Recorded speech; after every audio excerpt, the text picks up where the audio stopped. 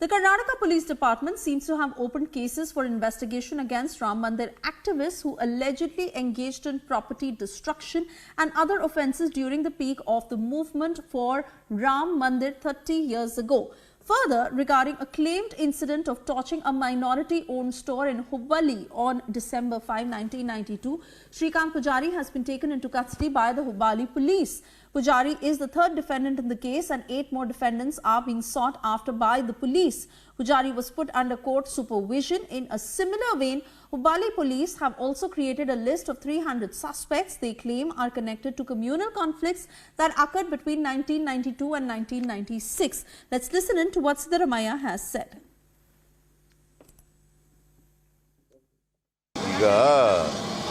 ತಪ್ಪು ಮಾಡಿದವ್ರನ್ನ ಏನು ಮಾಡ್ಬೇಕ್ರಿ? ಸುಮ್ಮನೆ ಬಿಟ್ಬಿಡ್ಬೇಕಾ? ಹಳೆಯ ಕೇಸ್ಗಳನ್ನೆಲ್ಲ ಡಿಸ್ಪೋಸ್ ಆಫ್ ಮಾಡಿ ಅಂತ ಹೇಳಿದ್ದೀವಿ.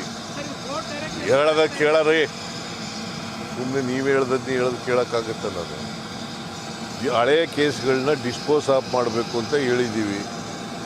ಅದರಲ್ಲಿ ಪೊಲೀಸ್ನವರು ಕ್ರಮ ತಗೊಂಡಿದ್ದಾರೆ ಅಷ್ಟೇ. ನಾವು ಯಾವ ದ್ವೇಷದ ರಾಜಕಾರಣ ಆಗಲಿ ಅಥವಾ ನಿರಪರಾಧಿಗಳನ್ನು ಮಾಡ್ತಕ್ಕಂಥದ್ದು ಬಂಧಿಸ್ತಕ್ಕಂಥದ್ರಲ್ಲಿ ಮಾಡಲ್ಲ.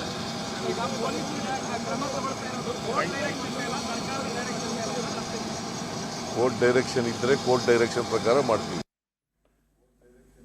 Meanwhile, the BJP has denounced the Congress government's current action with outrage. They have said that the Congress government is unable to stand in the door-to-door campaign by the BJP and Hindu organizations against the backdrop of the opening of Ram Mandir in Ayodhya, and they are using this tactic to start investigating instances that were reported 30 years ago. In fact, Hindu organizations that are also taking on the Congress against this action, where Congress is now in Karnataka opened cases against car sevaks. Let's listen into how the BJP is reacting.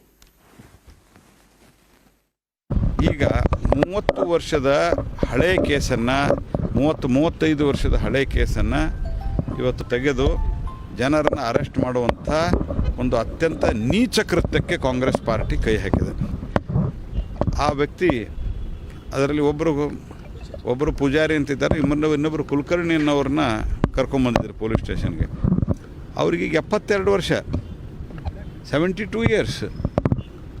ನಾನು ಅಲ್ಲಿನ inspector ಮತ್ತು ಗೃಹ ಮಂತ್ರಿಗಳ ಆದೇಶವನ್ನು, ಸರ್ಕಾರದ ಆದೇಶವನ್ನು ಇವರು ನೋಡಿಕೊಂಡು ಅಲ್ಲಿನ ಇನ್ಸ್ಪೆಕ್ಟ್ರು ಅಂತೂ ಅತ್ಯಂತ ದ್ವೇಷ ಭಾವನೆಯಿಂದ ವರ್ತಿಸಿದ್ದಾರೆ. ಸೊ ಹೀಗಾಗಿ ರಾಮ ಮಂದಿರ ಆದದ್ದಕ್ಕೆ ಕಾಂಗ್ರೆಸ್ ಪಾರ್ಟಿ ಅತ್ಯಂತ ಸಂಕಟ ಆಗ್ತದೆ. ಹೊಟ್ಟೆ ಕಿಚ್ಚು, ನಾ ಹೇಳಿದ್ಮೇಲೆ ಕೇಳಲ್ಲ, ಹೊಟ್ಟೆ ಕಿಚ್ಚಿನಿಂದ ವರ್ತಿಸ್ತಾ ಇದ್ದಾರೆ. ಕಾಂಗ್ರೆಸ್ ಪಾರ್ಟಿ ಹೊಟ್ಟೆ ಕಿಚ್ಚಿನಿಂದ ವರ್ತಿಸ್ತಾ ಇದ್ದಾರೆ. ಸೊ ಇದು ಸರಿಯಲ್ಲ. ಇನ್ನು ನೀವು ಕೇಳಿದಂಥ ಪ್ರಶ್ನೆ, ಕಾನೂನು ಹೋರಾಟ ಅಂತೂ ಮಾಡೇ ಮಾಡ್ತೀವಿ, ರಾಜಕೀಯವಾಗಿ ಹೋರಾಟ ಮಾಡ್ತೀವಿ ಮತ್ತು ಸಾಮಾಜಿಕವಾಗಿ ಹೋರಾಟ ಮಾಡ್ತೀವಿ. ಯಾರು ಏನು ತಿಳ್ಕೊಂಡು PFI ಮತ್ತು ಈ DJ ಹಳ್ಳಿ, KJ ಹಳ್ಳಿ, ಹಳೆ ಹುಬ್ಬಳ್ಳಿ ಪೊಲೀಸ್ ಸ್ಟೇಷನ್ ಮೇಲೆ ಏನು ಭಾಳ ವ್ಯವಸ್ಥಿತವಾಗಿ ಸಂಚು ನಡೆಸಿ ಹಲ್ಲೆ ಮಾಡಿದರು. ಪೊಲೀಸ್ ಆಫೀಸರ್ನು ಸತ್ತೋಗ್ತಾಯಿದ್ರು ಅಂತ ಚಾರ್ಜ್ ಶೀಟ್ನಲ್ಲೇ ಆಗ್ತಾಯಿದ್ರು, ಕೊಂದು ಹಾಕ್ತಾಯಿದ್ರು ಅಂತ. ಅಂಥವ್ರನ್ನ ಬಿಡುಗಡೆಗೆ ನೀವು ಪತ್ರ ಬರೀತೀರಿ ಕಾಂಗ್ರೆಸ್ ಪಾರ್ಟಿಯವರು? ಈಗ 35 ವರ್ಷದ ಹಿಂದಿನ ಕೇಸು, ಅದರಲ್ಲಿ ಒಬ್ಬನಿಗೆ 75 ವರ್ಷ ಆಗಿದೆ ನನಗೆ ಗೊತ್ತಿರೋ ಮಟ್ಟಿಗೆ, ಒಬ್ಬನಿಗೆ 60-62 ವರ್ಷ ಆಗಿದೆ. ಅದರಲ್ಲಿ ಒಬ್ಬರಂತೂ ಆ ಹೋರಾಟದಲ್ಲೇ ಇರಲಿಲ್ಲ. ಯಾವ ಆಧಾರದ ಮೇಲೆ ಬಂಧಿಸ್ತೀರಿ ನೀವು? ಸಿದ್ದರಾಮಯ್ಯನವರು ಏನು ಮಾಡ್ತಾಯಿದ್ದೀರಿ ನೀವು ರಾಜ್ಯದಲ್ಲಿ? ನೀವೇನು ಮೊಘಲ್ ಸರ್ಕಾರ ನಡೆಸ್ಬೇಕಂತ ಮಾಡಿದ್ದೀರಾ ಅಥವಾ ಇಸ್ಲಾಮಿಕ್ ISIS ಒಂದು ಸಂಸ್ಥೆ ಇದೆಯಲ್ಲ ಆ ರೀತಿಯ ಸರ್ಕಾರ ನಡೆಸ್ಬೇಕಂತ ಮಾಡಿದ್ದೀರಾ ನೀವು? ಅಥವಾ ಏನು ISIS ಸರ್ಕಾರ ಇದೆ ಅಂತ ನೀವು ISISದವ್ರು ಅಂತ ಅಂದ್ಕೊಂಡಿದ್ದೀರಾ ನೀವು? ಇದು ರಾಹುಲ್ ಗಾಂಧಿಗೆ ಒಂದು ಪ್ರೀತ್ಯಾದರಕ್ಕೆ, ಸೋನಿಯಾ ಗಾಂಧಿ ಪ್ರೀತ್ಯಾದರಕ್ಕೆ ಇದನ್ನು ನೀವು ಮಾಡ್ತಾ ಇದ್ದೀರಾ? ಇದನ್ನು ಅತ್ಯಂತ ತೀವ್ರವಾಗಿ In Hubli, the ruling Congress party has dared to reopen the old case. 31-year-old case has been reopened, and our Hindu Karyakarta Shrikant Pujari has been arrested pertaining to protest during Ram Mandir episode. Bharatiya Janata Party strongly condemns the act of the state government, the act of the police. We demand the Congress party, Congress government should immediately release Shrikant Pujari. Tomorrow Bharatiya Janata Party has arranged a massive protest across the state of Karnataka. It's very unfortunate when the entire country is celebrating the Pratisthapana of Ram on January 22nd.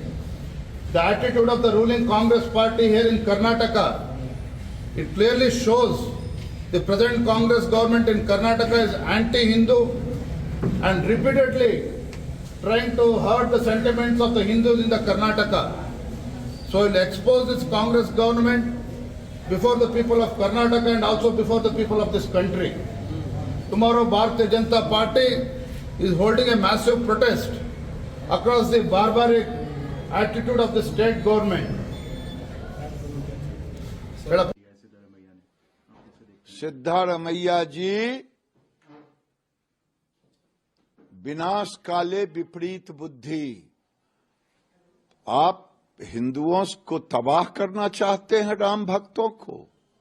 अगर आपने ये गलती की तो आने वाले लोकसभा के चुनाव में हिंदुओं भी एकजुट होकर के 0/0 कर देगा।